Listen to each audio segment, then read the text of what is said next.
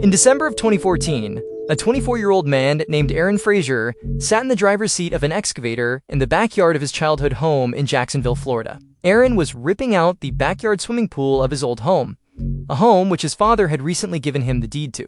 But this property was not a nostalgic place for Aaron. In fact, he hadn't lived here since he was 3 years old, and the handful of memories he had from being in this place were basically all bad. His parents fought all the time, and then one day in 1993, his mom just decided to leave. And before long, Aaron was shipped off to foster care.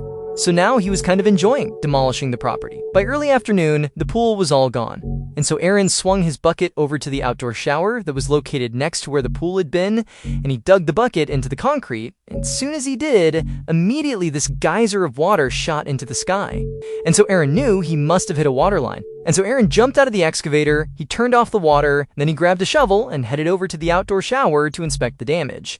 He basically needed to dig to see what exactly had been struck. And so with the shovel, he starts kind of moving away the mud and concrete, and at some point, the head of his shovel, the blade, it hits something sort of rigid and plastic. It was thick plastic sheeting like you would use in major construction projects.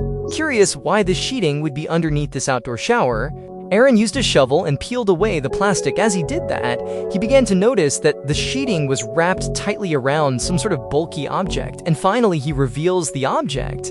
And it's this old coconut. Aaron was really confused by this. Like, why would somebody take the time to wrap a coconut in waterproof industrial sheeting and then bury it? And so as Aaron just sort of stood there wondering what this could be, he began rotating this coconut around in his hands.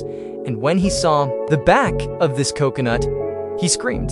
It would turn out Aaron's mother did not just suddenly abandon the family. On the night of January 6th, 1993, Aaron's mom and father got into this huge fight and got out of hand, and Aaron's father shot and killed Aaron's mother with a .22 caliber rifle. Aaron's father then staged them to look like Aaron's mother simply stormed out and never looked back.